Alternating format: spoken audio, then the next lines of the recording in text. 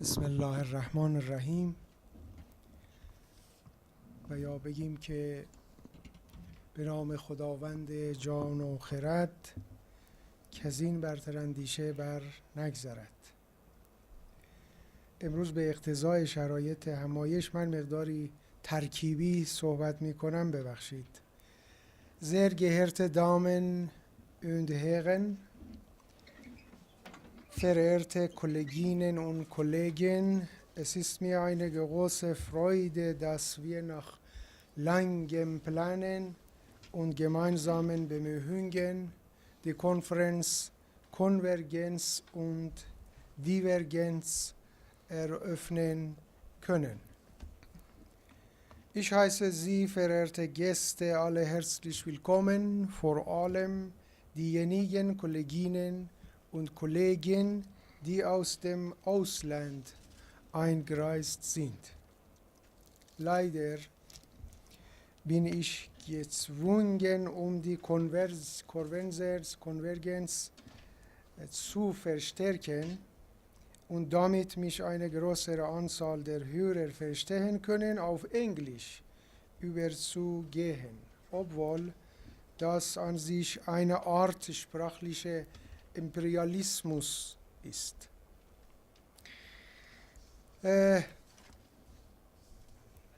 In this occasion, I am obliged to thank a great number of institutions and people. The formation of this conference is owed to Alexander von Humboldt Foundation, which has supported this conference. We also thank the organizer of the conference, the Institute of Humanities and Cultural Studies. So in particular, I thank the chairman of this research institute, Professor Qobadi. I am also grateful to members of the Iranian Intercultural Philosophy Society who have had a sincere cooperation for holding the conference. Among those who had special collaboration with the conference, without their close contribution, the process would not be fulfilled. I am indebted to dear Professor Hans Christian Günther, and I sincerely thank him. Anyway, in the short time provided, I would like to refer to a few sticking points which are indicative of the orientation of the conference. First, the subject of the conference can be regarded as one of the focal issues of the contemporary world. We live in a world where current trends are oriented towards divergence, and we need more convergence than ever before. This issue can be posed in various degrees and modes, ranging from individual and family level to the facet of relations between religions and international politics. Convergence and divergence is a new topic that can only be examined with respect to the theoretical philosophical discourse of recent decades based on the experiences acquired in recent years. The issue of convergence has been posited in the past in the form of themes such as assistance, cooperation, friendship, and unity. In the past, such concepts conveyed certain meanings and literary laws and had a relation with the truths and values that have been the foundation and constituent of every nation's life. However, in the contemporary world, we are facing a different situation. In the shadow of global civilization and its norms, people with different backgrounds have come together while the requirements of past convergence have weakened and languished. Today, we know that for being together, we should pay serious attention to the differences and distinctions, and we know that power, in its general sense, play a fundamental role in all processes. Therefore, the focal question of the conference is the possibilities, conditions, and constraints of convergence. Second, now we live in a situation having different experiences of convergence and divergence behind us. The formation of the European Union and the issues pursuing it are the latest experiences in this field. At the beginning of the 21st century, we witnessed convergence in Europe. However, after less than 20 years, we are observing divergence and new challenges in this union.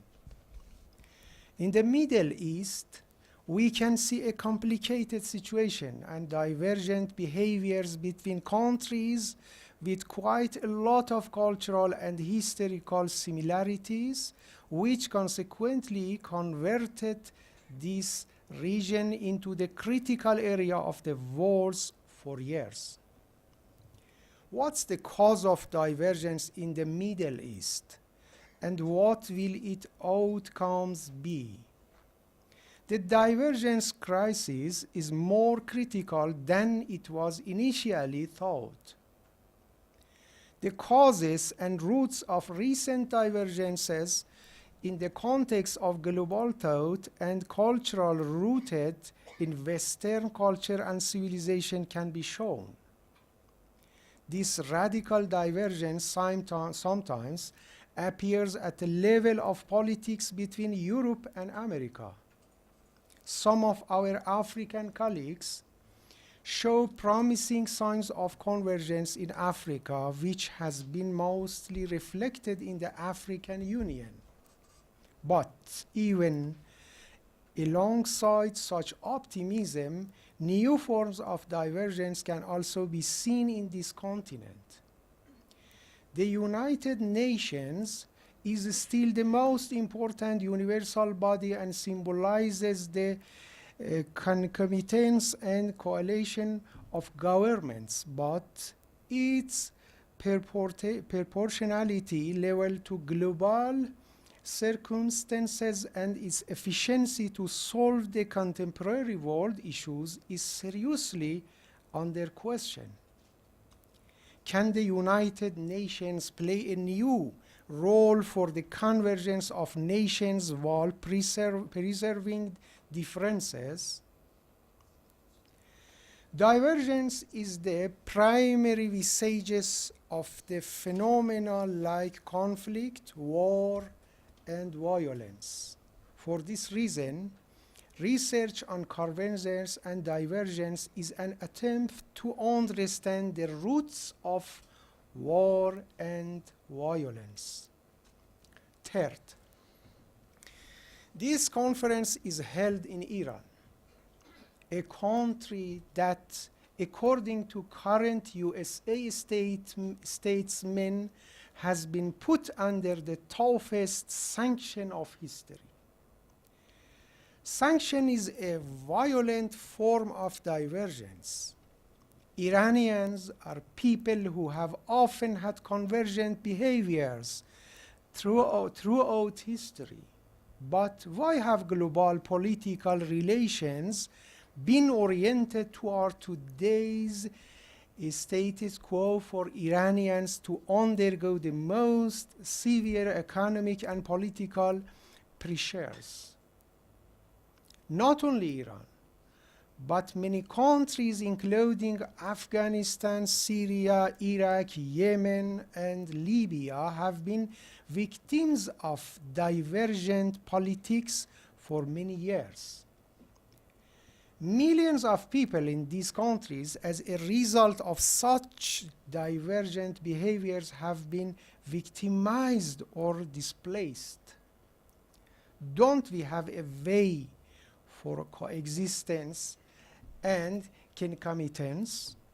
If we take such questions seriously, we as academics and researchers in various fields of human sciences should try to answer this question and find solutions. Feeling this sense of duty, we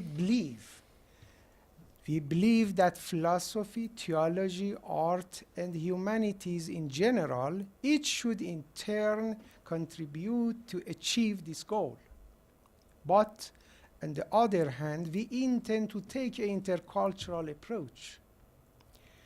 The important issues of the contemporary world can only be solved in a process of dialogue and interaction between cultures. The era of centricity of civilization and culture and its dominance over others has come to an end. The precondition of understanding and participation in recognition of the other. If the current global civilization does not recognize other cultures, it will aggravate the crisis even more. Hence, the purpose of convergence is a form of coexistence and concomitance in which differences and distinctions could be recognized. Fourth, addressing the issue of convergence and divergence involves extensive research on different aspects of this subject. Convergence and divergence, on the one hand, has deep roots in history, culture, and beliefs, and on the other hand, it's related to numerous economic and political factors and the interests of individuals and groups. Thus, we see the current conference as only the first step for a greater effort. Among the papers that will be read at this conference, there is diversity and plurality appropriate to address the issue of convergence and divergence, ranging from philosophical and theological and historical, political and social articles. However, in order to pursue the patterns set up by foundation of Alexander von Humboldt, in this conference, a combination of prominent professors, seniors, and young scholars, juniors, will present their articles. I hope this very trivial attempt will be a salve to the suffering of millions of people who suffer from divergence and violent behaviors.